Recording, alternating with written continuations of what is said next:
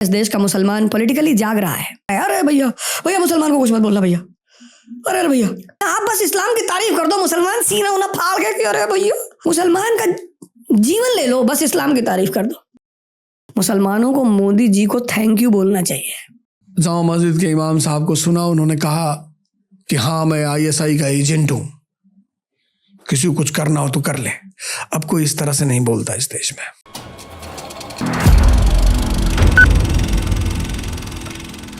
आप national politics पूरे तरीके से फॉलो करते? हाँ ऑब्वियसली बहुत सारे टीनेज लिसनर्स हैं हमारे, कॉलेज स्टूडेंट्स जो बिल्कुल फॉलो नहीं करते। इफ यू कंफर्टेबल एक पिक्चर पेंट कर दीजिए, देश में क्या हो रहा है नेशनल पॉलिटिक्स। नहीं, इस देश के युवा को एक बात बता दी गई कि राजनीति एक गंदी चीज है। गंदी होती तो डॉक्टर अंबेडकर क्यों करते? राजनीति एक बहुत ही परिपक्व मन का खेल है। जब उस खेल में वो परिपक्व मन नहीं जाता तो लोअर एवरेज लोग उसमें जाते हैं, क्योंकि इकोनॉमी का संबंध सीधे राजनीति से है। राजनीति में कभी वैक्यूम नहीं होगा ही नहीं, क्योंकि मेंबर ऑफ पार्लियामेंट के पास एक बजट है पैसे का। इकोनॉमी का सीधा कनेक्शन है पॉलिटिक्स से। Politics is the guardian of economy. तो जब वो राइट एक्यूमेन का आदमी राजनीति में जाना बंद हो गया तो वैक्यूम तो होगा ही नहीं। तो ठेकेदार जाने लगे, कॉन्ट्रैक्टर। अब कॉन्ट्रैक्टर जाएगा तो वो ईस्ट इंडिया कंपनी की तरह ही तो काम करेगा। उसको ठेकेदारी से मतलब है कि उसको वेलफेयर से मतलब है। तो जिस प्रकार ईस्ट इंडिया कंपनी के समय भारत परेशान था, उस समय आज भारत परेशान है।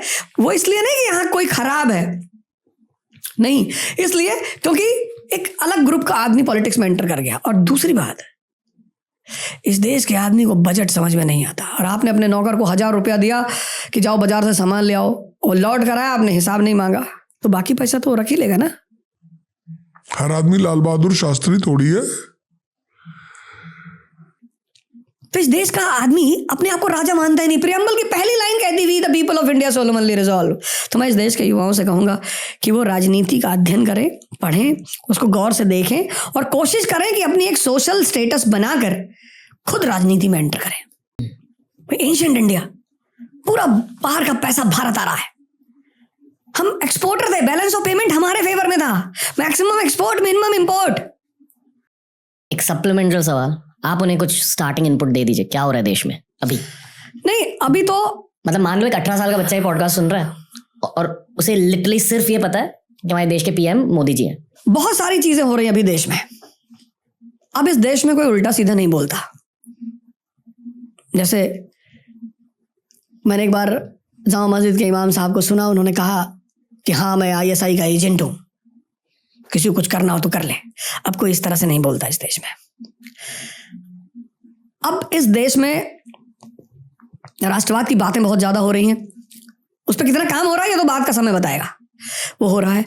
अब इस देश की पूरी जो दर्शन है वो बदल रहा है। पूरा दर्शन बदल रहा है। वो बदलना ही था तो समय की बात थी, वो होना ही था। कभी कभी क्या होता है कि आप कुछ काम करते हो उस वक्त आपको फील नहीं होता। जैसे आज की डेट में इस देश का मुसलमान पॉलिटिकली जाग रहा है। पहले उसको जागने की, वो जानता था कोई भी सत्ता में आएगा हमारा विरोध कोई करेगा ही नहीं। उस बात ने उसको बर्बाद कर दिया था। मतलब जब किसी आदमी को कोई टोकने वाला नहीं होता। मेरे एक दोस्त हैं, उनके फादर डीएम थे, तो उनके घर में जब भी कोई ज्योतिषाचार्य या पामिस्ट्री वाला आता था तो उनके बेटे की बड़ी तारीफ करता था वो। अरे बाबूजी मंगल बड़ा हो चुका है बाबूजी, अरे बृहस्पति देखो बाबूजी, शुक्र के तो क्या कहने। और मैं अगर हाथ दिखा देता था तो मुझसे कहता संघर्ष बहुत है।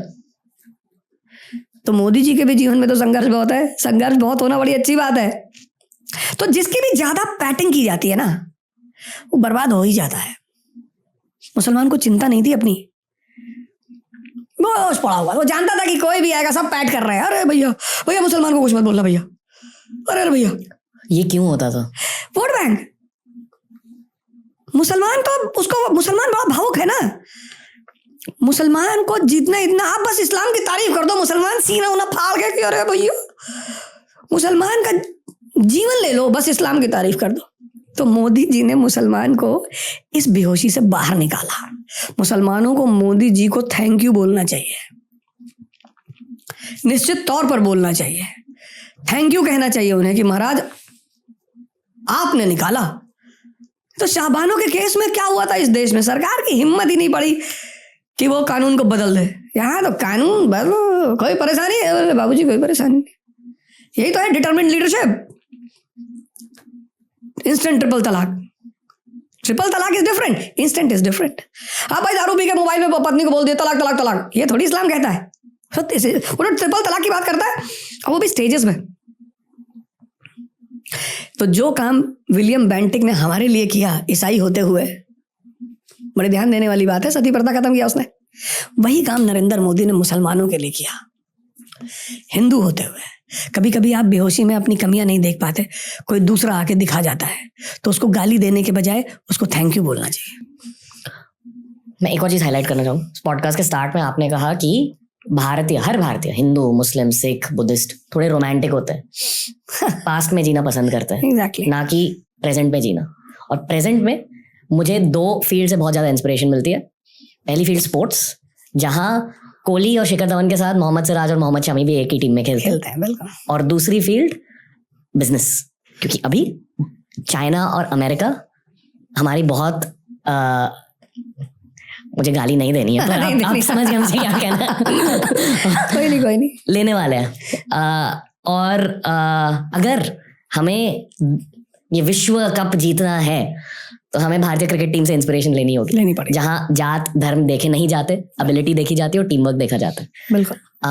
पर इस पॉडकास्ट के थ्रू हमने करीब 500 एपिसोड रिकॉर्ड किए। मैंने ये डेफिनेटली देखा है कि जिन लोगों के पॉलिटिकल एम्बिशंस होते हैं, या जो लोग नेशनल पॉलिटिक्स में बहुत ज्यादा ध्यान देते हैं, वही लोग ये हिंदू मुस्लिम के झगड़े को हाईलाइट करते रहते हैं इस पॉडकास्ट पर। और जो लोग कैपिटलिस्टिक होते हैं, जो लोग फ्यूचरिस्टिक होते हैं, जो लोग जियो पॉलिटिक्स समझते हैं, वो हमेशा हिंदू मुस्लिम यूनिटी के बारे में बात करते हैं। क्योंकि अगर इस देश में हिंदू मुस्लिम यूनिटी टूटी, देश भी टूटेगा, और ये सच है। एग्जैक्टली। पर बहुत सारे पॉलिटिशियंस अपने खुद के एम्बिशन के लिए हिंदू मुस्लिम यूनिटी को तोड़ना चाहते हैं, या एक्चुअली में हिंदू मुस्लिम यूनिटी नहीं तोड़ना नहीं चाहते, फायदा उठाना चाहते हैं। क्योंकि रिलीजन, धर्म एक ऐसी चीज है जो हर इंसान के दिल में होती है, या बहुत सारे इंसानों के दिल में होती है। अगर आपने उनके दिल में जाकर उनको अफेक्ट किया तो उनका दिमाग भी अफेक्ट हो जाता है, आप उन्हें कंट्रोल कर पाते हो। अगर मासेस को कंट्रोल करना है तो उनके रिलीजन से बात करो। ये एक बहुत बेसिक फिलोसॉफिकल चीज होती है गवर्नेंस में। चाणक्य भी इसी के बारे में बताते थे, और यही हो रहा है आज हमारे देश में। आई फील कि पिछले 5-10 सालों में ज्यादा हुआ। आजकल के लोग होपफुली पॉडकास्ट के थ्रू, होपफुली यूट्यूब के थ्रू ये जान रहे कि अभी जियोपॉलिटिकल गेम स्टार्ट हो रहे हैं, ना कि नेशनल पॉलिटिक्स के गेम्स। नेशनल पॉलिटिक्स और ये हिंदू मुस्लिम के फाइट्स को छोड़ो और बिजनेस के बारे में सोचो, जियोपॉलिटिक्स के बारे में सोचो। बहुत कुछ हो रहा है दुनिया में, बहुत कुछ हो रहा है दुनिया में। कुछ कहना चाहोगे? नहीं, बिल्कुल, मैं दोनों पे कहना चाहूंगा, स्पोर्ट्स के बारे में भी। स्पोर्ट्स, पहले मैं स्पोर्ट्स पे ही बोलूंगा। स्पोर्ट्स जीवन में जितनी इंपॉर्टेंट सांसें हैं, आज आप देखो कितने लोग डायबिटिक पेशेंट हैं। क्यों? जीवन तो है, खेल खत्म हो गया। हम छोटे थे तो 50-50 ओवर मैच खेल रहे हैं, उसके बाद कुछ भी खा रहे हैं, लोहा भी खा रहे हैं, हजम हो रहा है। तो एक तो स्पोर्ट्स आपको स्वस्थ रखता है, दूसरा स्पोर्ट्स क्या करता है, आपकी जो स्पिरिट है ना, आप हार गए और आप अपने जीते हुए दोस्त को जाके बधाई दे रहे हो, वो स्पिरिट पैदा करता है। स्पोर्ट्स एक मल्टी डायमेंशनल चीज है। स्पोर्ट्स मतलब ये नहीं कि सिर्फ बल्ला पकड़ लिए खेल रहे हैं, नहीं। जब आप मैच देखते हो, इंडिया पाकिस्तान का मैच हो रहा है, इंडिया जीत गई, पाकिस्तान में टीवी फोड़ी जा रही है, लेकिन पाकिस्तानी कैप्टन, इंडियन कैप्टन गले मिल रहे हैं। अभी वर्ल्ड कप हुआ, लियोनेल मेसी जीता, बड़ी अच्छी बात है, सब चाहते भी थे, मैं भी चाहता था। मैच शुरू होने से पहले मैं भी चाहता था लियोनेल मेसी जीते। जब मैच खत्म हो गया तो उस मैच से एक हीरो पैदा हुआ, एम्बापे। लड़ता रहा, मारता रहा। अब वो जो स्पिरिट है उसकी, वो मेरी ताकत बन गई। उस बंदे ने अपना पेनल्टी शॉट तो मार ही दिया था कि हारना नहीं है बॉस। फ्रांस के प्रेसिडेंट ने जाके उसके कंधे पे हाथ रखा, उसने कहा यार। तो स्पोर्ट्स आपको स्वास्थ्य देता है, स्पोर्ट्स आपको स्पिरिट देता है, स्पोर्ट्स ध्यान सिखाता है। जिसका मन अनस्टेबल है वो क्या खेलेगा? तो जहां पे इतने फैक्टर्स जुड़े हुए हैं, आज के बच्चे, 12 साल के बच्चे को शुगर है क्योंकि सबके पास पैसा है, ज्यादातर लोगों के पास। खाना आप बच्चों को अच्छा खिला रहे हो, लेकिन बच्चे खेल ही नहीं पा रहे। मोबाइल ने बहुत कुछ दिया, बहुत कुछ छीना। उसमें एक चीज छीन ली, बाहर घूमना छीन लिया। मैं अभी आ रहा था प्लेन से, तो मेरे बगल एक साहब बैठे हुए थे, मैं तो किताब पढ़ रहा था। अब तो किताबें मेरी नशा बन गई। जिस चीज से आपको पैसा मिलता हो, इज्जत मिलती हो, आप उसको अगर छोड़ देंगे तो आप खत्म हो जाएंगे।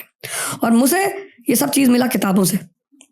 इसलिए मैं चाहता हूँ कि डॉक्टर अम्बेडकर का जो बर्थडे है 14 अप्रैल, उसको एजुकेशन डे मनाया जाए, क्योंकि वो भी आदमी दलित से ब्राह्मण बना एजुकेशन की वजह से। सरकार उसको एजुकेशन डे डिक्लेयर कर दे कि आज के दिन एजुकेशन पर चर्चा होगी कि एजुकेशन क्या होती है, ये क्या होता है। तो स्पोर्ट्स बहुत बड़ी चीज है, वो सांसों के बाद आदमी के जीवन में बहुत जरूरी है, और हर आदमी को उस पर ध्यान देना चाहिए। सिर्फ यही नहीं कि स्टेडियम में बैठ के क्रिकेट मैच देख रहे हैं, कुछ ना कुछ खेलना चाहिए। बिजनेस, भारत सोने की चिड़िया, you took up that point. कब था? जब हम टेक्सटाइल एक्सपोर्टर थे, अशोक के टाइम पे, जब हम लेदर एक्सपोर्टर थे, जब हम पेपर एक्सपोर्टर थे, जब हम कटलरी एक्सपोर्टर थे। प्लिनी रोमन हिस्टोरियन रो रहा है, कह रहा the entire gold of Rome is flowing towards India. और आज हम कॉर्नफ्लेक्स से लेकर बोइंग तक इंपोर्ट करते हैं। केलॉग्स, जो कंट्री कॉर्न पैदा करती है वो कंट्री केलॉग्स इंपोर्ट करती है। हमारा रुपया नहीं मरेगा तो किसका रुपया मरेगा? एंशिएंट इंडिया, पूरा बाहर का पैसा भारत आ रहा है। हम एक्सपोर्टर थे, बैलेंस ऑफ पेमेंट हमारे फेवर में था, maximum export minimum import. Medieval India, तो ताजमहल बाहर यूरोप वही तो पैसे देगा तभी तो बना। मैक्सिमम एक्सपोर्ट मिनिमम इंपोर्ट, आज मैक्सिमम इंपोर्ट मिनिमम एक्सपोर्ट।